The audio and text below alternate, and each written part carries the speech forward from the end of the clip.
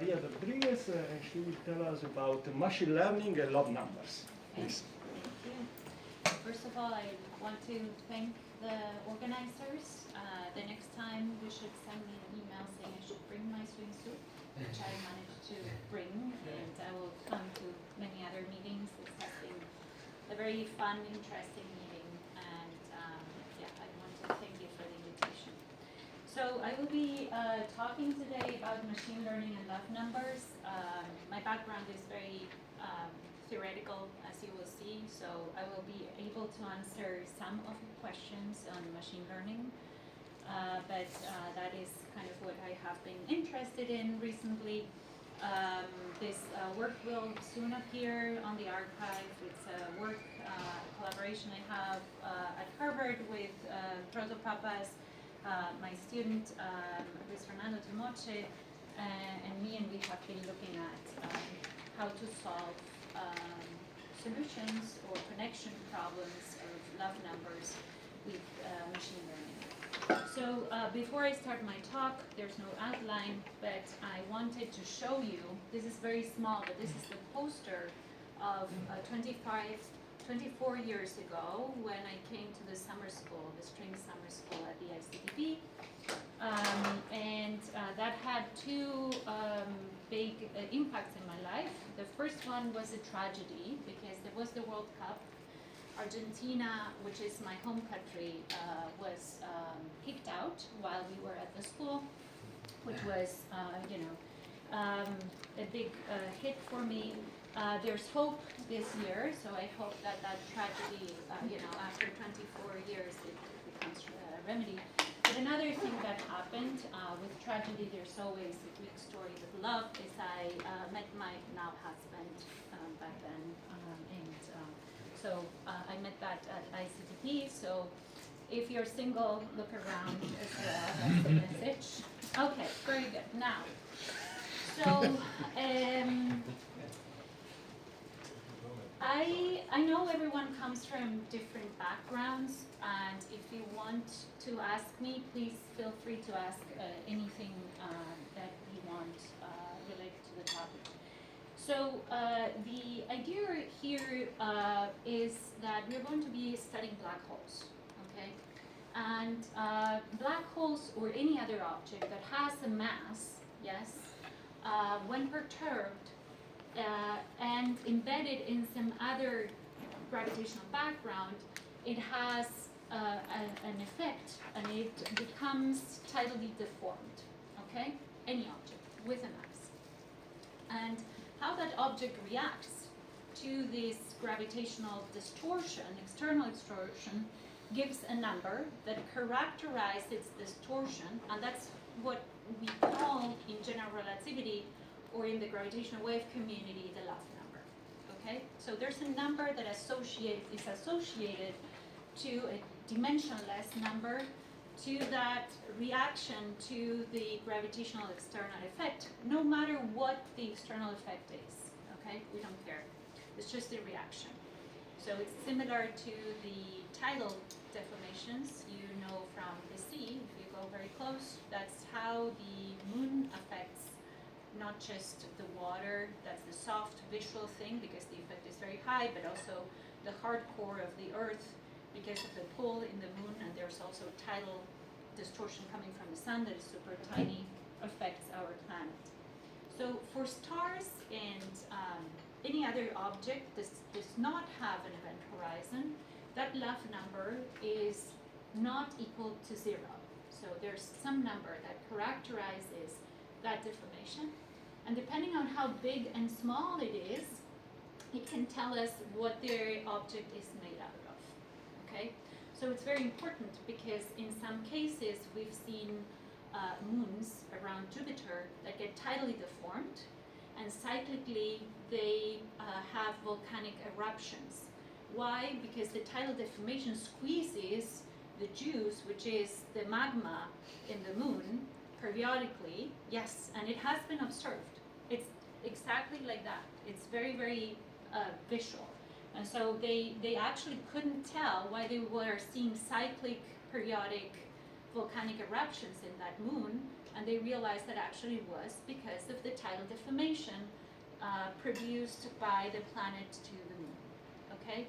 Now, the discovery or the new idea behind all these tidal coefficients that characterize any object is that for black holes, those love numbers, those special numbers, are zero.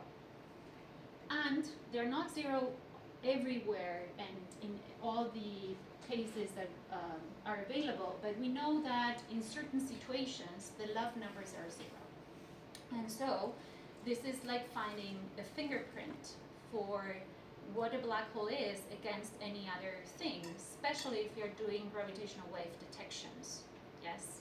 And zeros also, in theoretical physics, mean a lot. Typically, they seem to indicate their symmetry. So how can we understand those zeros for things that have event horizons? And so that's kind of what the story is going to be about. Trying to understand which equations we want to solve for these problems, and in particular trying to solve them in a non-perturbative way, and that's why I started doing machine learning with those equations. Okay, so that theoretically is the sharpest probe. Yes, what makes a black hole? Yes. Why is that? Because if we try to perturb the object, tidally deform it, so we take a black hole and put it in background, it means it is very, very non-deformable. It's actually like a perfect soccer ball where you can stand on and the object will not get distorted. Yes?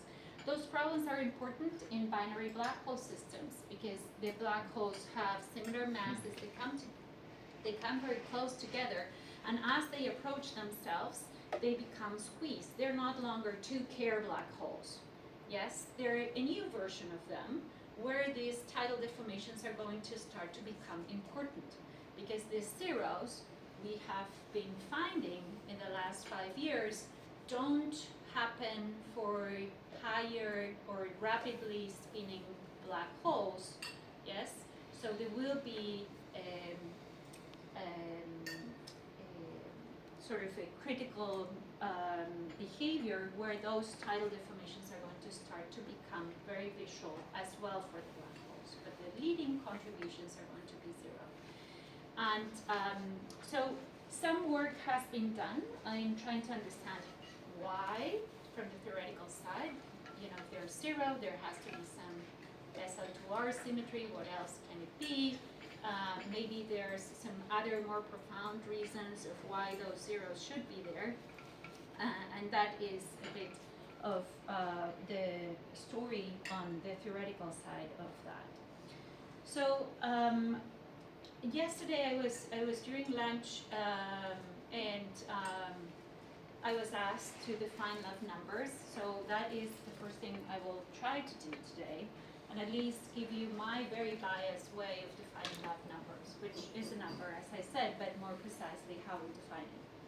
So perturbation theory of black holes are going to be related to this topic, and in those cases we can reduce the problem coming from general relativity as a second order differential ODE are going to have relevance in the section where there are two singular points in that equation. One is going to be your event horizon, and the other point is going to be your observer at infinity. So what we can do is we can write a local solution on the horizon, call it Z0 here on the slides, and then try to solve the problem very far away, which is represented here by a local solution at Z1. And if we do that, we can match both solutions together, yes, and try to understand how the information from the horizon translates to an asymptotic observer and read the data so that when we, and these are the two constants that we have in the asymptotic way of writing the solution in the boundary. So those two constants here, the ratio between them, A over B, are going to represent that number, that love number that we want, and the ones that are going to be read on the gravitational wave detections. okay? So in that sense, this is the way in which for the gravitational problem, the love numbers come in. As well, there are other boundary conditions in the problems, and so we are solving exactly the same equations as the ones that are used for quasi-normal modes, and the ones that are used for something called the gray-body factors. They're just different boundary conditions. So in general, if this is a time-dependent solution, the points where that b function there, this is very schematic, become zeros. Those zeros gives you the complex values that are we call the quasi-normal modes, and we can also from the same equations with the different type of boundary conditions define the gray body factors here schematically written in this way. Okay? Yes, So question. you normally define love numbers the static limit, right? That's zero frequency. Now you're considering these as functions of omega or more general things, or what? So what do we call static, dynamic? What do we mean? So the first thing you do is if you want to so the problem that you're going to be setting up, and the one I will be talking about today, is going to be a Kerr black hole background. Yes, and then you can just take any type of perturbation that you want, scalar, S1 or a gravitational perturbation, and study the perturbation in that background. So the most general problem in perturbation theory, first order perturbation theory in GR, would mean that there is some time dependence. So what happens in the black hole problem is that in general we end up with an equation that we can't solve analytically, but there are some regimes in which omega can be set to 0. And we can define the love numbers that become actually 0 in that regime. Now, you could ask, what does that mean? It means I'm setting up a black hole and a field that will not have a time dependence. But now if the object is actually going to evolve in time, it's going to affect that perturbation on the black hole. And we can still define a time-dependent love number, which is going to be, just because we don't know how to solve it exactly, in an omega expansion around the other, in the same background, yes? So love numbers can be defined when everything is static, yes? If I take a black hole and put it in a non-changing gravitational background, the thing will not deform. If I do the same with a boson star, it will get deformed. Yes, if I put a galaxy that's still around or any other type of matter around it, the star will feel it as our Earth does. But for black holes, the object will not get deformed. It doesn't matter. I will have to move stuff around, and then the black hole will get deformed. Otherwise, if the object is completely silly and very, very stubborn and doesn't want to get deformed. Okay? So, let me give you some more equations, and you decide if that's enough for the questions you asked. So, this problem of trying to understand information in one area of the black hole in particular, but in general in math, and translating it to some other region in the space that you want to solve for, appears across maths and physics. And some of the examples are listed here. So I will be talking in particular about perturbation of black holes, but if you go and take Schrodinger's equations, you can go back and try to study to see what type of similarities they have, if they're a Hoyne equation, a Fuchs equation, or what type of problems they are going to be solving.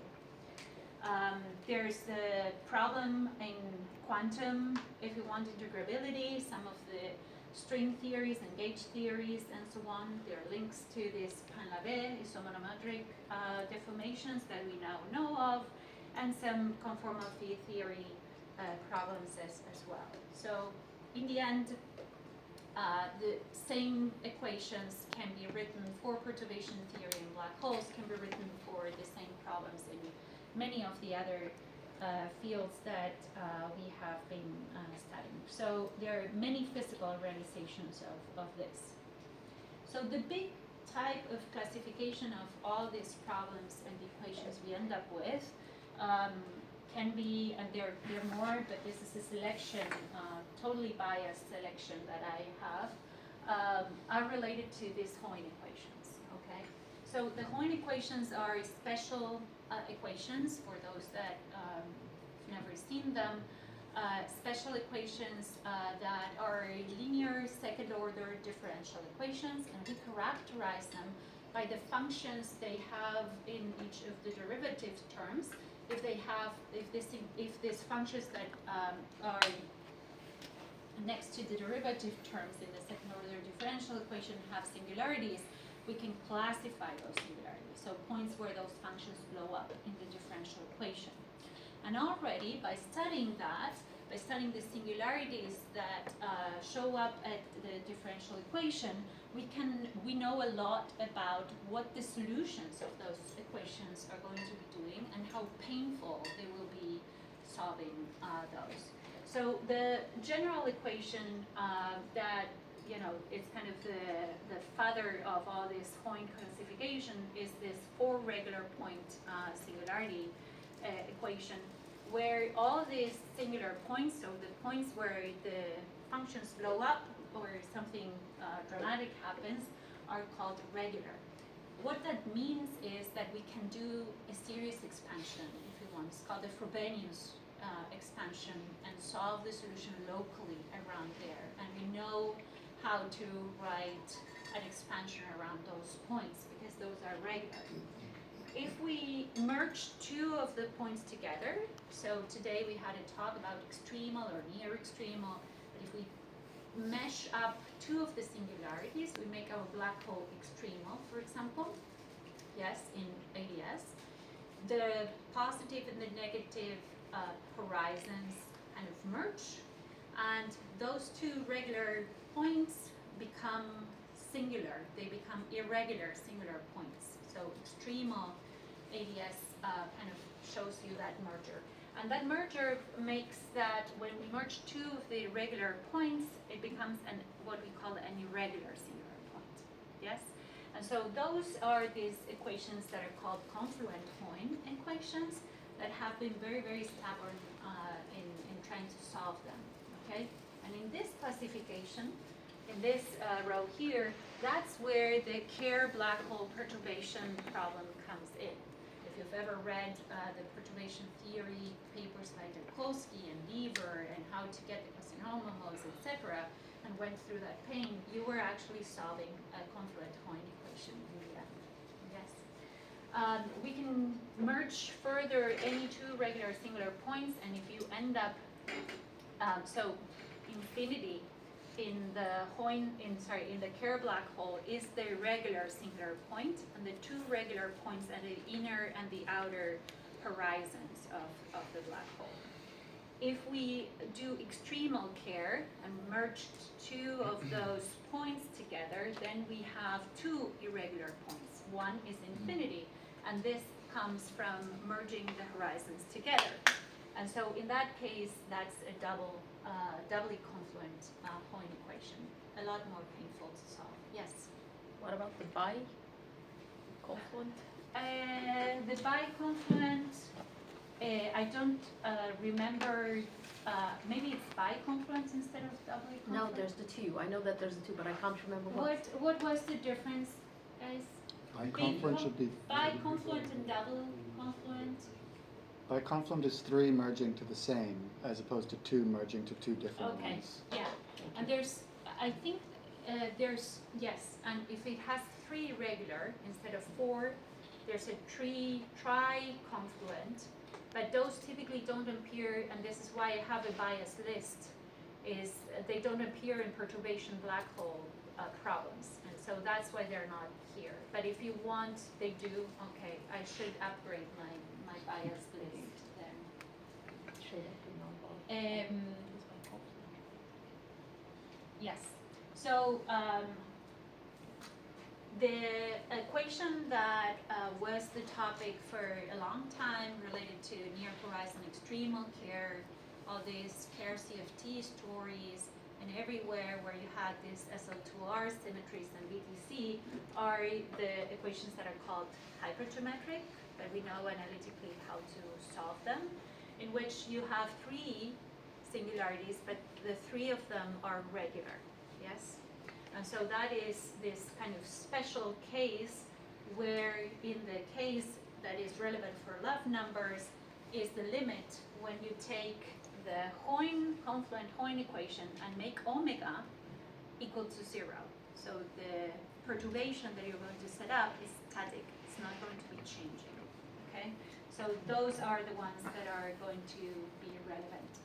And because I thought doing this solvers in machine learning were going to be super easy, which they weren't, they were a painful task, what I'm going to show you today is going to be the first part of the research we've done, because we went to solve and regulate how to do these solvers with machine learning on the hypergeometric solution.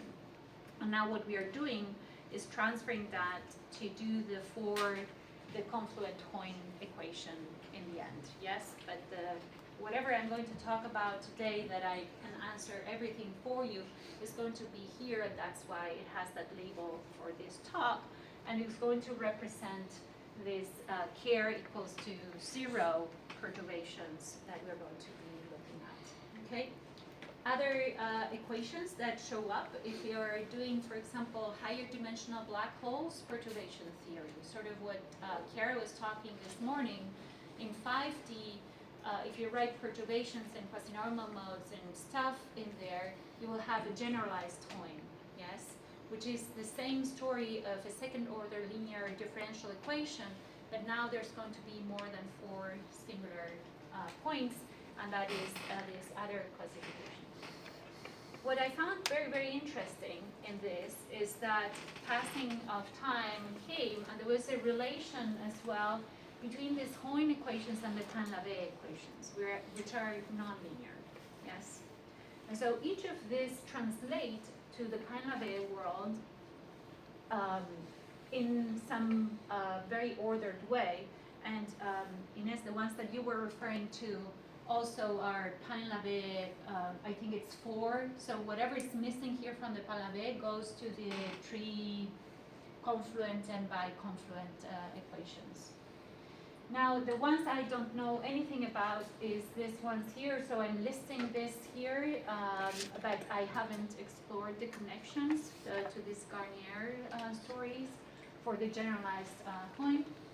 What I do know that I've worked with is that in some cases, you can sort of fold these generalized Hoyne equations, the singularities. There's a trick, and reduce the problem in higher singularities to a lower singularity case.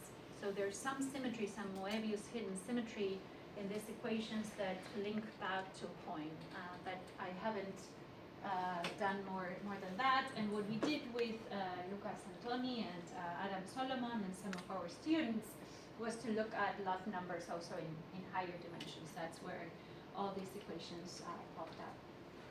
So apparently there is a connection. So each member of this Hoyne family has a Pain-Lavée equation via this isomonodromy story. There's a connection to this CFT realization via HJT or whatever you want to call the connections to, and the perturbation problems in black holes. So we are all looking in some way to understand how to solve these problems. So one question, when I got that question yesterday, was like, Maria, can you define love numbers? I was thinking about it, but I would need to define 3 ways. Why? Because all these worlds define those love numbers in a different way, in some way of looking at those. Okay, so there's an additional folding here, which is the people that come from the effective field theory. Yes. In that case, we are going to see, and I'm briefly going to slash one slide for you, in showing you how we are going to be defining love numbers in these different setups. And in particular, for the effective field theory people, this is the mainstream kind of way I have been working with some other colleagues in more clearly understanding the connections of those love numbers in there. Okay? All these methods agree on papers.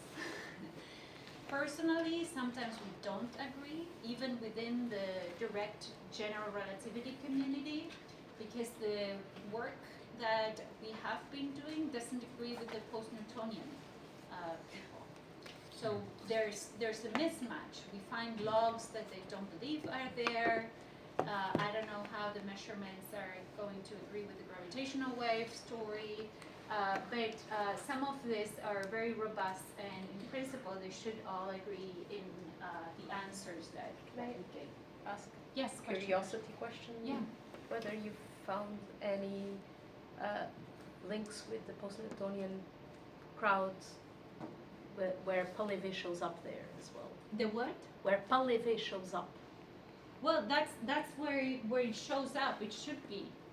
It's exactly there. The gravitational, it's the love numbers. It's going to be your Pahlavi equations there. It's how you define from the Pahlavi equations the love number. Yes, and it's going to be linked to the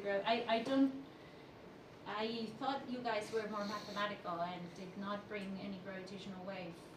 This is discussions with my next door neighbor Okay. at Southampton. So sorry, I said it was I a curiosity. I think slowly we are learning what a Pahlavi equation is and trying to move in that direction for the connections, but it hasn't been clearly and sharply established. It's certainly not from the post-Newtonian people.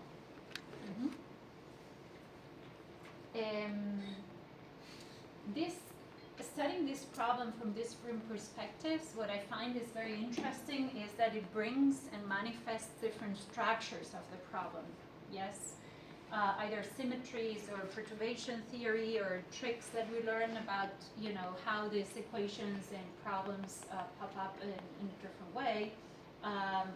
But most of this, and I would say more comfortably all of them, in the end solve the problem perturbatively. So they need to go to small spin for the black hole or small omega regimes, yes, to really take the number that I can give in hand to the gravitational wave people and identify this with the gravitational wave. That's what I'm talking about, the perturbation part, yes? Okay, so let me present the three ways we can think or look at the love number, okay? I think everyone is familiar with Schrödinger's equations or perturbation theory of pair black holes. It doesn't matter if you if you haven't seen it, but in the end what happens, and we're going to be solving for, is the wave equation that represents that perturbation that you're going to put in, which is my y equation here. And if I take a series expansion of that solution, of that perturbation in the black hole background, around infinity, then there will be two terms that appear, yes? And one term is going to be the perturbation, and the reaction of the object is going to be labeled in this way, yes? So if we want to do the same expansion and look at the deformations, not of a black hole, of anything, and any star object, this is the way we will see the r to the L and to the r to the minus L minus 1, and how this appears.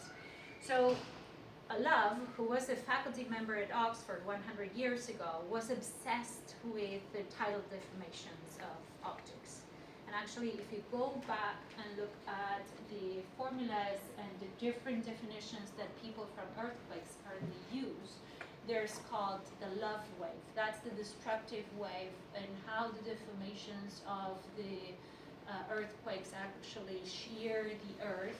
And it's the same person that was defining these love numbers, describing how these objects react to an external perturbation and defining these KLs numbers in that case. So for the black holes, the idea is to identify them or define them as this dimensionless quantity that one can extract from looking at the perturbation or the solution of the perturbation equations, which are either the Joukowski equations or the Klein-Gordon equations in those backgrounds. Now there was some controversy as well. At some point there was, if you followed a bit this story of the love numbers, discussion about whether the love numbers were zero or non-zero for the black holes. And there was a mismatch about gauge fixing, okay, which was this redundancy that I just kept here. So one has, if you're planning to define the love numbers in this way, one has to be very careful in how to do that, because when we are gluing solutions from one area to the other, one has to do this in a way that is gauge invariant, if you want, okay? So in the end, the conclusion was everyone agreed that the love numbers were actually zero for the Kerr black hole, okay? So this is a way to make the solution explicit. There's a different way of looking at these love numbers.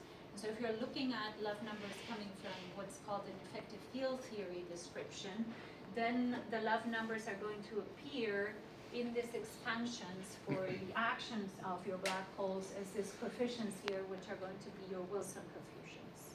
Yeah.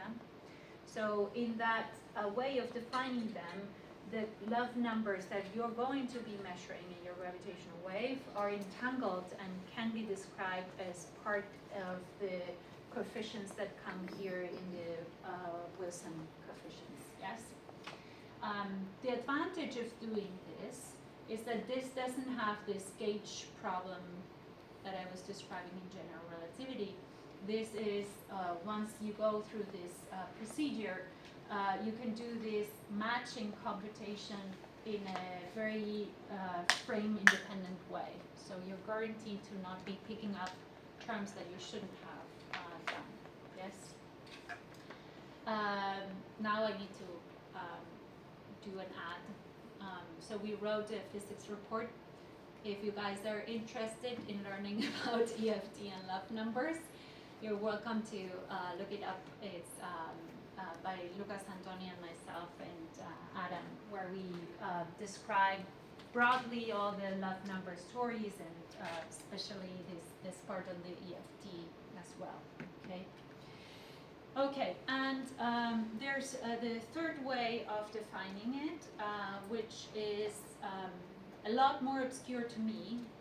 I'm trying to understand how the connection is and how to define this related to these ideas of the Painlevé functions and HAT and CFT that people here have been able to derive and set up, because the problem is also perturbative in the end when we have to define the love number in coming from those equations. So this is another way of doing that, while in principle we can set up the problem to any orders of the spin or the frequency or so.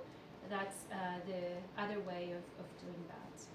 So what happened was that I was thinking about these different problems, and then I was trying to understand also if we could, with new tools, find ways of solving these Hoyne equations with machine learning. And so what I started working on was looking at something called physics-informed neural networks. Yes? And so this is a way of assessing how to solve any differential equation or any problems that you want using neural networks, and using components and using rules that have to do with physics in order to set up the networks to find those solutions for you. Okay? So the idea is to do this purely numerically. It will not, so today we will be talking about love numbers, but this will apply for new methods in computing quasi-normal modes and any of the perturbation problems. And the idea is today to show you how to calibrate this problem to then do the harder confluent problem next, which we have advanced, but we haven't finished yet. Okay?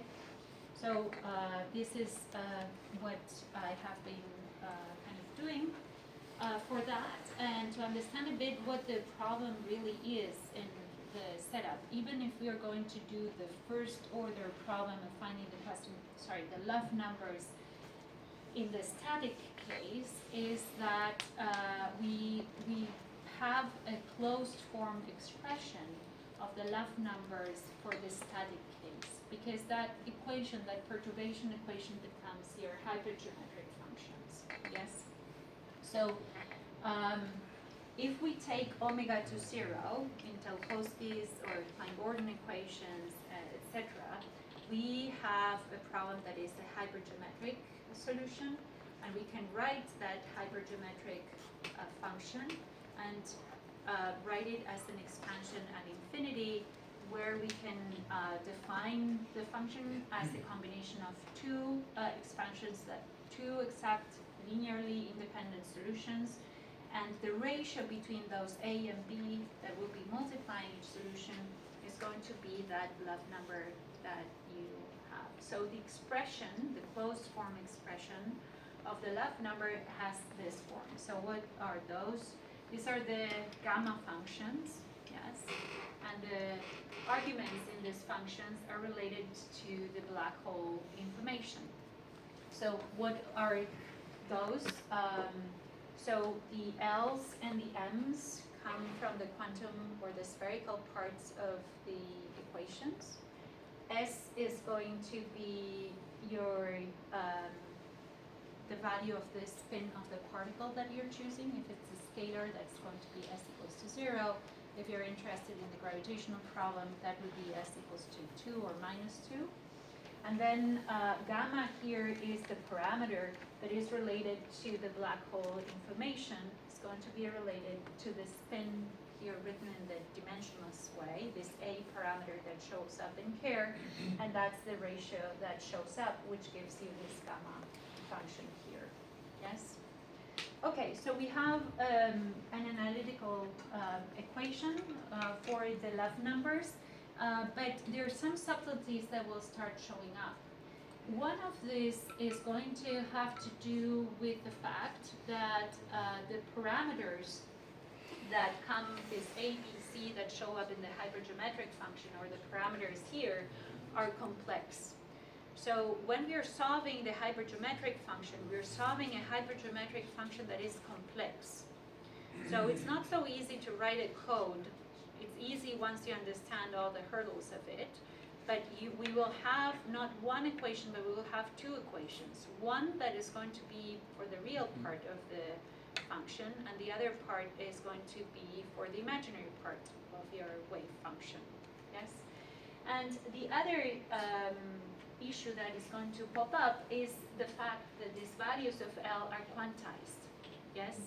So when we do this in analytically, we also see that one has to take the limit and regularize. And I will show you what I mean if I wrote that. Okay, so the idea was to write a solver that was completely numerical, that did not do perturbation theory again, and try to find a way to then import that and use those methods and try to validate first the analytical methods. So trying to go beyond perturbation theory, and that is kind of the task.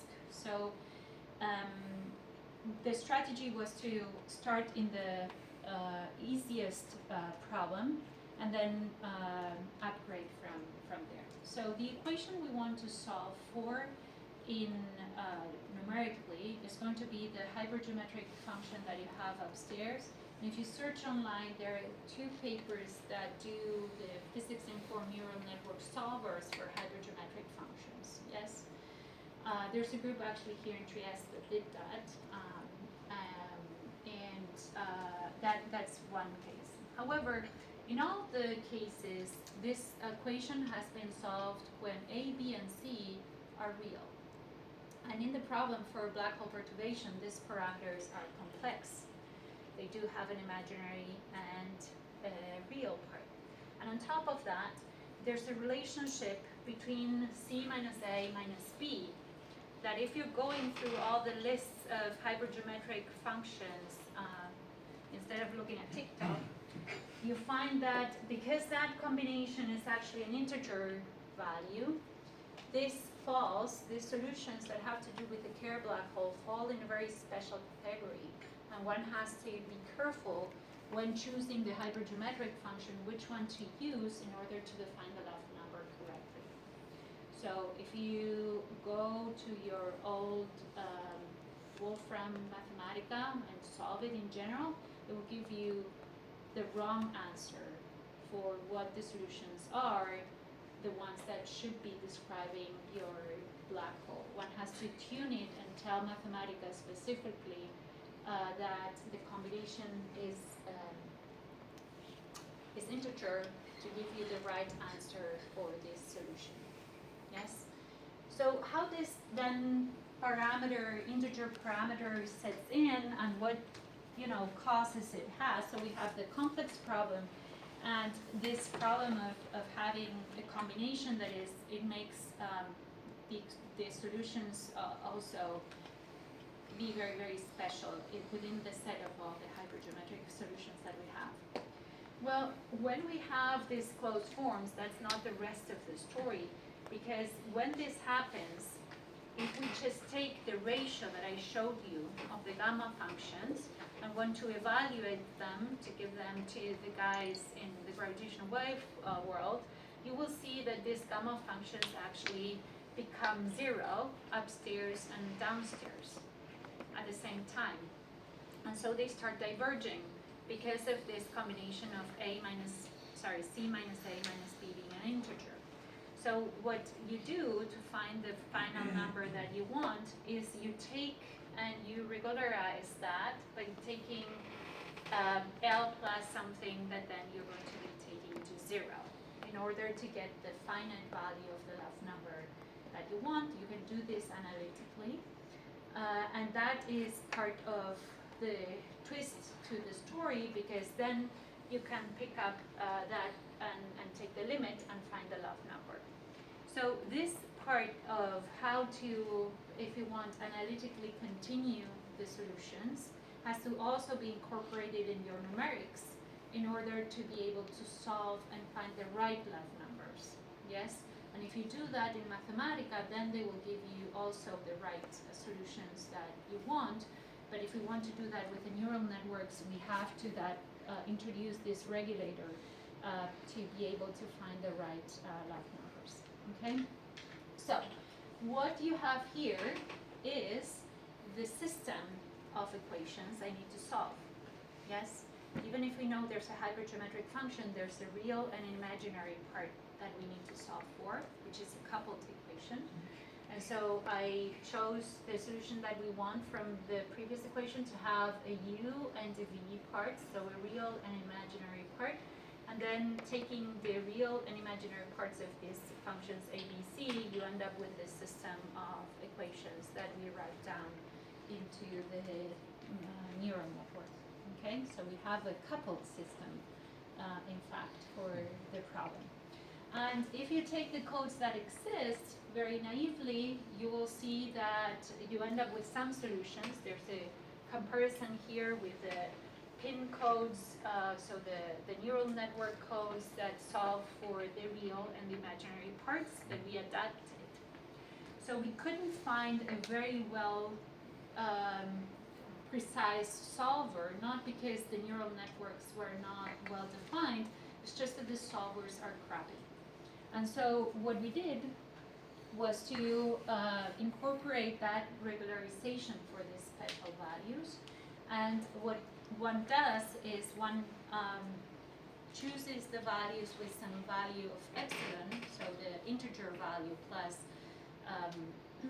a value that is small and then tries to decrease that dynamically in order to see what the endpoint of the love number is. So these are the different runs that I'm going to show you in a table where we are making that perturbation of the integer value of L in the parameter to be smaller and smaller and smaller.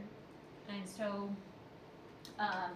what we do is after we solve the neural networks, we are able then to make that definition as we decrease the value of L. Okay, so that is what we do. Now, the solvers that are available with neural networks are not very precise. In fact, all the numerical GR people have been working for 25 years, and so they have very accurate numerical codes for normal modes and anything else that you want to solve with Lever's method. Even though they have also issues, and that's a different conversation. But what we did was to implement a new way of trying to make the solver become very, very precise. And so what, on top of everything, what we suggested is the story of what's called the Sobolev 2 loss function. And I will tell you in a minute what the loss function is. But we needed to upgrade a lot the solvers that are existing in order to be able to make the tuning, even for the hypergeometric or how we solve the love number in this case, in order to get a very high accuracy and have a convergence to what we know of. So have you ever heard a talk on neural networks? Yes? Do you know what a loss function is? Yes? Okay, so what we typically do with a loss function is that this L function is that the neural network will not solve really the equation itself. It will try to minimize a new function that is going to be this loss function here. And what we are going to be taking, so our hypergeometric differential ODE is this capital R. This is not the Ricci tensor. Yes. And then we're going to take the derivative of the original ODE, and we're going to take the second derivative of the ODE. So we need to kind of perform that and have the solver or the neural network solve for the loss function with these new terms here, and those weights here were now not only the function, but the derivatives of the function are very well defined and very precise. Okay, so these are the curves that I have. Before I showed you the ones above with the solvers that were existing.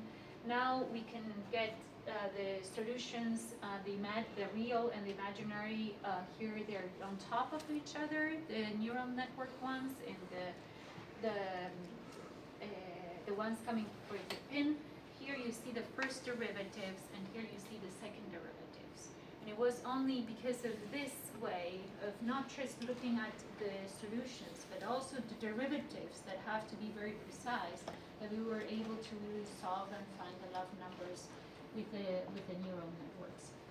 And this would apply to also the numerical codes. They will have to figure out a way of getting all these regularizations and so on in the same way. So now the second problem comes in, right? So we do have the solutions to the differential equations that we know, but we need to read off the A and B to get the love number. And so there are different methods to decompose now the solution in a way in order to find the love numbers in that case. And that is what we did then. They're different. We tried 7 different methods. Some of them are crap. They don't, are very bad in doing so. And so we, in the paper, are going to write some of those that are a lot more precise. So I said that we were using different values of this regulator, if you want, that shifted the value of L to be an integer or non-integer closer to 0 or closer to the integer value. And what happens is for the values of A and B that we're going to take and then ratio to get the love number, as the smaller that regulator is, we find a lot more convergence. And we compare this with the exact values that we know for A and B, yes? So the smaller the adjustment is, we see that the solver sort of going to the right place to get Can I ask the love number, yes. another ignorance question? That's So okay. what's the cost of decreasing epsilon? Because it seems like, okay, the more you decrease, the better the result, but there must be a cost in terms of the actual, is it Cost in time? in time, in difficulty of the Uh, processing, or does it not make a difference? Maybe, but you know, these codes run on my laptop, on Colab, in 4 minutes. So if I have to increase the value of epsilon, maybe it's 4 minutes and 30 seconds. There's nothing that increments the problem. What will happen is for the confluent point equation, it's going to be a little more bumpy because then you will have to describe and see what the network is doing at this infinity point that is different. And there we've seen that this takes a bit more time, meaning it may perhaps double the time, but it will be always on the range of 3 minutes to 8 minutes, nothing like running on HPC for 3 months. Yeah. Okay, so regularization seems to be necessary for the problem of neural networks and log numbers. Let me show you some numbers. So here's the real part of the love number, taking with the methods of the neural networks, and here's the imaginary part. You should be comparing with the ratio of the gammas. If you take this L plus epsilon and take the limit and put some numbers in, S equals 2, L equals 2, M equals 2, for example, go in and, yes, Ines. No, no. So these are the numbers. What's the exact values? What's the error? Good question. So, these values, for example, we tried many, yes, is S, the spin of the particle, the perturbation, is going to be S equals 2 or plus 2, symmetric, yes? This tells you this is the gravitational object, not the scalar function. Then we took L equals 2 here, because L has to be either equal or bigger than S, yes, in the Kerr black hole case.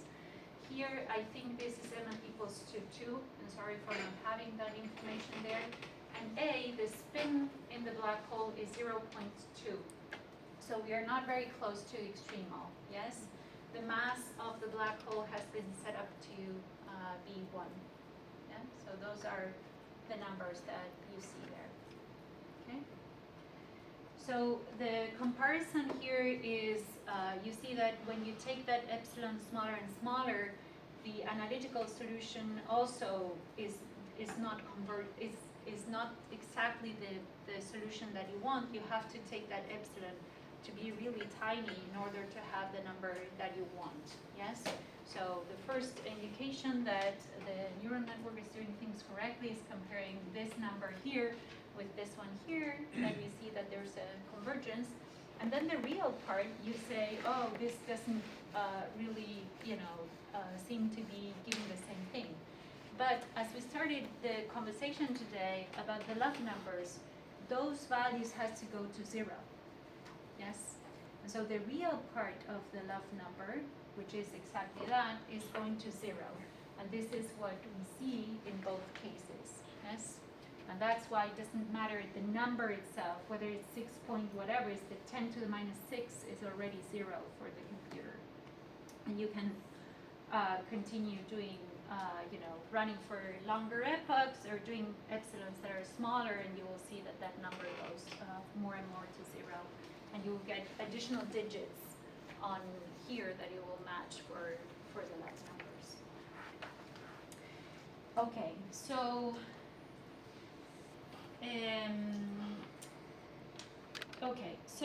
the idea was to find the numbers in some specific way and cross-check the analytical chain. We needed to calibrate to see how now we can import the information to the Hoyne problem, and that is where we have been thinking about how to do that. So there are different ideas in how one can regulate the problem to go from a solution of a hypergeometric function and relate those solutions with the confluent point equation. I will not report any information at this point because we haven't finished that work, but that will come as the next step. But one thing that starts popping up when you incorporate the confluent point is that solutions that are relevant to the problems that have integer values, etc., for care start having log functions in them. Yes, so that is the main indication then that the solver will have to deal with and be able to describe the solutions that are these special hypergeometric functions that have these log functions as well, the ones that we don't agree with the post-Newtonian people. Yes, that they don't get the log numbers or they don't seem to publish them. They are apparently in some other sections that we haven't agreed on. Okay, so to finish up the seminar today, love numbers are in the context of what you have been thinking about, just the connection coefficients, yes? And they're very relevant for the problem that has to do with gravitational waves and perturbation theory. And so solving those problems could be interesting in this more formal way without any perturbations. That networks can be established. They know how to handle Hoyne equations and special equations. And yeah, well, so that's all I have for you. Thank you.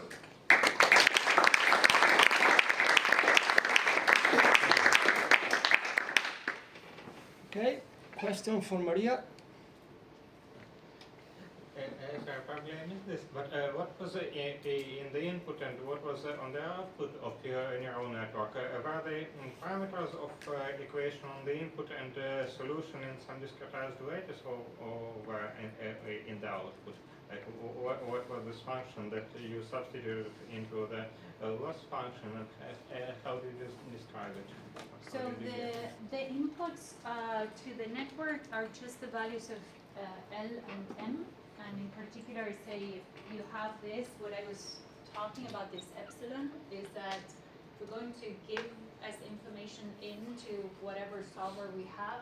Instead of giving it L, we're going to give it L plus epsilon, meaning if it's epsilon is 0.1, this is what I changed. I gave it then a smaller number, then a smaller number. That's the epsilon I meant, yeah? Yes. So our inputs were those.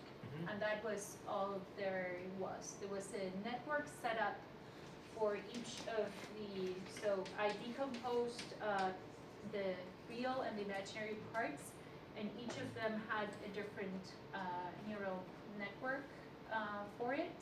And the boundary conditions that we need to set up this, which is smoothness on the horizon, were hard enforced.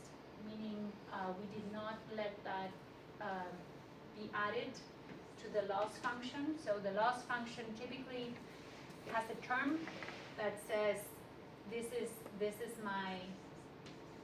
my ODE for u, yes, that we want to be 0, and then there's the one that has to do with the equation related to v. And sometimes what you can do is you can set up your boundary conditions as part of your loss function here. We did not do that. This gives errors that are not needed. And so what we did is you put your boundary condition here.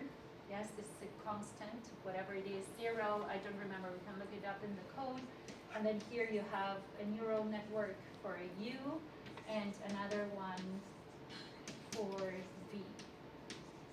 And then what you discretize is if you want your space, for each point in the grid of X. And how many points did you have for this R of Z? We used 400 points. This is a 4-layer neural network, and it did run with, I don't remember how many neurons. I can look this up, but it was a tiny number of neurons, something like 6 neurons or something like that. These are not huge neural networks. You don't need something very sophisticated. But why do we need neural network for this kind of problem? Because there is a loss function.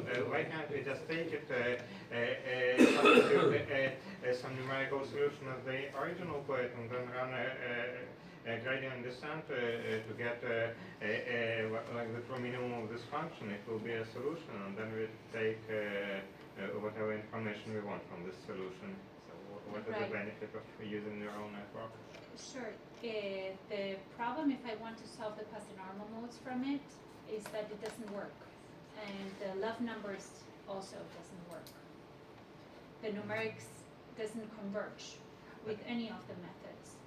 But what is the improvement? So is it true that the neural network gives a smaller value of the loss function that could be achieved by some naive method like gradient descent on this 400-dimensional space?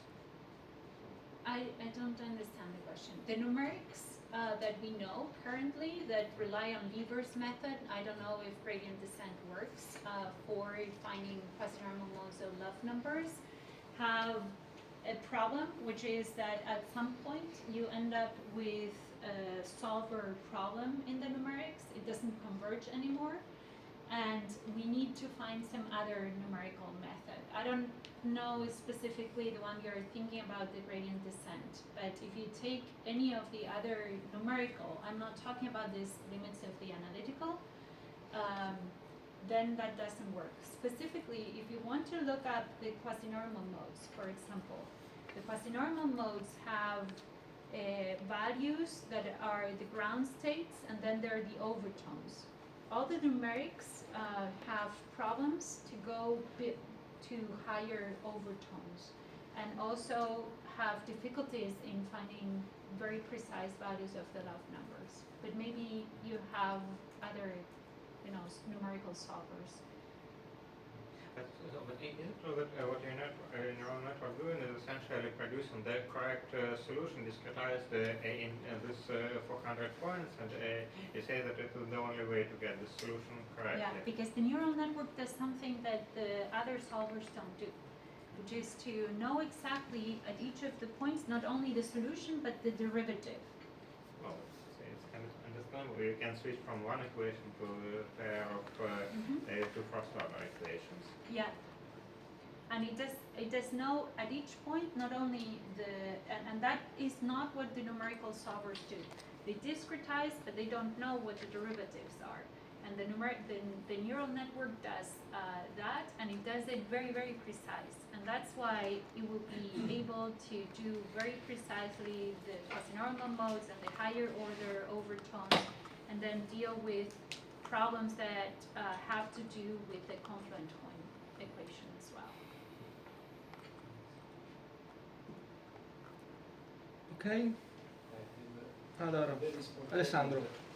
Namely, if you use the full OIN instead of the hypergeometric approximation, then you will find that actually the argument of the geometric and so is do not depend on L, but this L is naturally, let's say, renormalized. It depends on omega, and this, from the viewpoint of the effective field theory, has an explanation in a kind of renormalized So you will not see these divergences anymore. Yes. So I was wondering whether in this you can feed up these. I mean, these are these logs that were finding. No? These are normalizing. So The way you can solve for the full problem with the confluent point equation, to do that analytically, you do what you're thinking about, which is to regularize with they called normalize something momentum, right?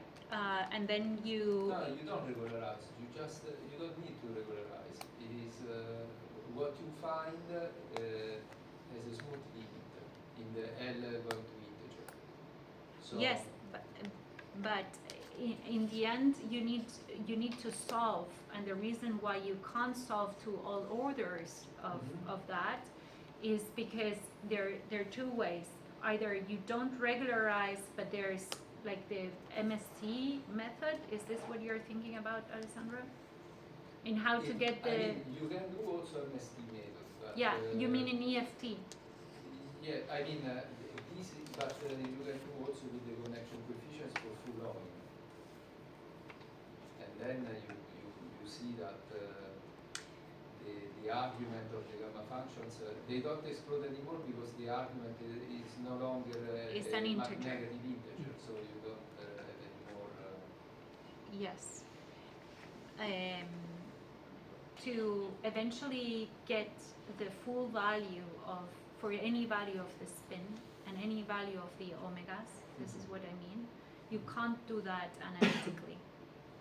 At You're- finite omega, you mean? To any order of the omega. There's no expression that we know, right? There's a way of writing up what the setup is, but if I want to extract a number in the end, I need to do some perturbation theory and decide whether it's a small spin Yes. or yes. So what this would do for you is to give you the number without having to do any perturbation at all, because this will be able to do this for any of the values that you want without regularizing as well.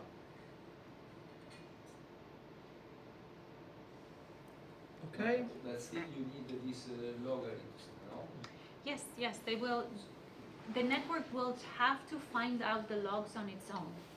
The way the problem is set up here is not that we give Frobenius expansion or anything. I mean, I don't know that this Okay. but what I was trying to suggest is that maybe you can pack these, because you can resum these towers of logs Yes. in a renormalized angular momentum, Okay. and maybe that makes this program more efficient, but I don't know. I mean, Okay. this was a bit, Okay. because it's more physical. I think when you resum, you end up with a sum of these 1F1s solutions. Maybe I'm talking Okay. about something else, but I can show you what I think Okay. happens. Okay. Other questions? If not, we thank Maria again.